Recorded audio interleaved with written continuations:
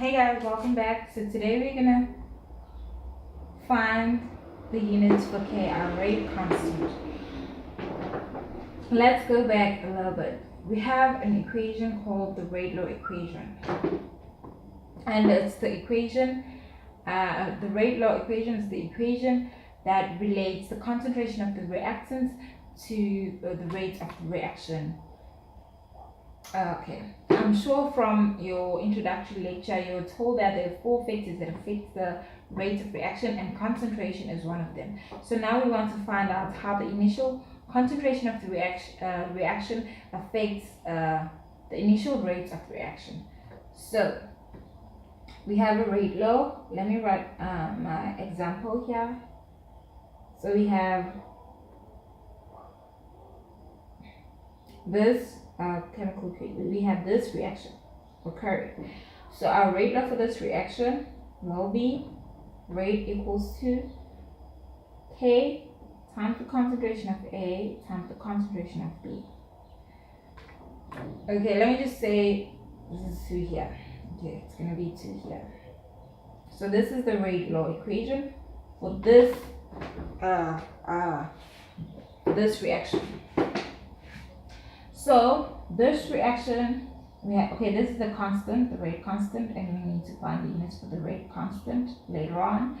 And these are our reactants. As we said, that the rate law tells us how the reactants, the concentration of the reactants affects the rate of reaction initially.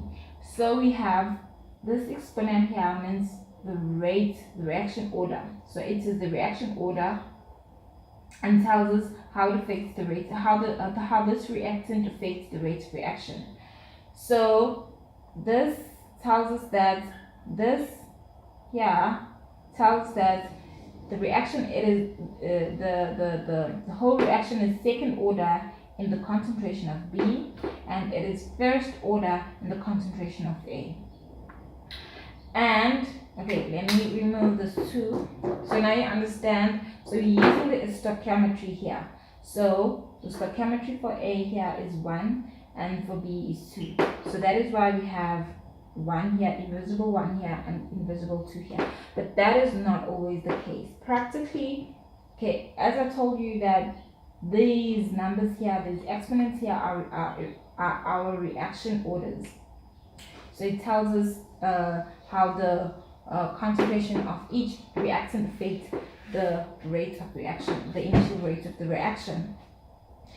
So when you add them up, you get the overall reaction rate.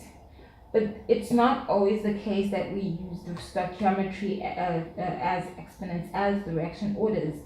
Practically, we obtain these exponents, the reaction orders, experimentally. But basically, for now, because we're still studying, we are using the stoichiometry. And in your exam paper or your test questions, you will be told if the reaction orders are determined experimentally or through the stoichiometry. So it will be easy. So let me just remove this 2 here and this here. So I'm using 1:1:1. Remember from my previous videos, I mentioned that the rate of reaction, when I calculate the rate of reaction using either of these reactants and this product or this product, it will give me the same answer because the stoichiometry is 1:1:1. Okay, so this is our rate law, and this is where we find our reaction rate.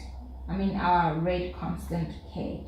Okay, so this rate law equation is for this equation here. It's for this reaction here. So our reaction order for B now is 1. So the reaction is first order in B and also in first order in A. But when we need to find the overall reaction, we add the exponents up. So it's going to be 1 + 1, which is equals to 2, and then the whole reaction will then be in second order. It will be a second order reaction.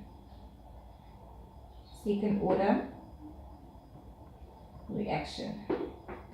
Okay, So now let's go on and find the units for our constant K, the rate constant.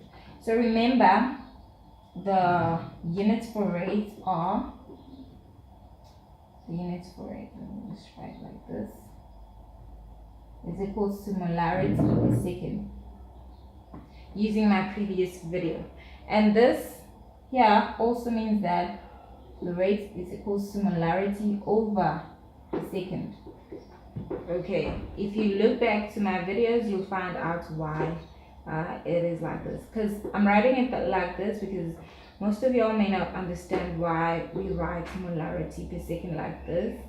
It is because this minus sign, okay, you guys know your high school mathematics, so I guess you will know this, but I'm going to use this to find the units for the rate. So let's use this rate law for this equation, for this reaction. We're using this rate law, and we're using K as our subject of the formula, so it's going to be like this. K is equals to the rate over the concentration of A exponent 1, the concentration of B exponent 1. So we know the units for the rate is going to be molarity per second, just molarity over seconds, divided by the units for the concentration of A and the units for the concentration of B. So it's going to be M times M. So remember that when you want to put this as a denominator, you need to change the sign to a multiple. So I'm doing just that. M times M. So this M will cancel one M over here, molarity. So it's going to be, there's an invisible one over here as well. So it's going to be S per second.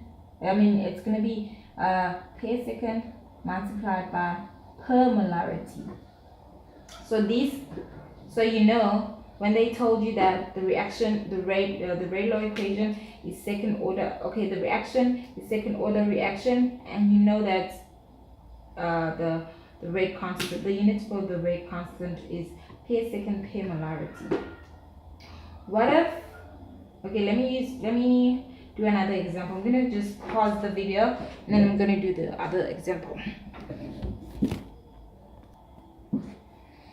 Welcome back. So my next example is, what if A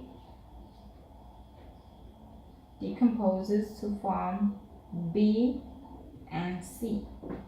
So our rate law, since our rate law deals with the concentration of our reactants, it's going to be like this. So our rate law is going to be like this. Concentration of A. Using the stoichiometry, there is invisible one here, so it is first order in A, and also the overall reaction order will be just one. So this reaction here, this is the rate law equation, right? So this reaction here is a first order reaction. So let's find the units for K then. So K, using this rate law, we are going to put our K as the subject of the formula, and it's going to be like this. And we know the units for the rates, it's molarity per second divided by the concentration of A, which is molarity. And if we want to put this as our denominator, we're going to change the sign to a multiple sign. M over S times 1 over M, and this M is going to cancel out this M. It's going to divide this by M, gives you 1, and then gives you 1, and then it's going to be per second. So now you know that if you're told that the reaction is a first order reaction, you know the unit of K will be per second. And if you're given that if you're given that the reaction is second order reaction, you know from my previous example, that the units for the rate constants are per second per molarity. Okay, so we have another case where the the overall reaction order is 0. That will be 0. That the whole reaction will be a zero order reaction. In that case, the rate law equation will look like this: rate equals to K. So this means that it will be equal to the units for K here will be equal to the units for the rate. So it's going to be molarity per second as well.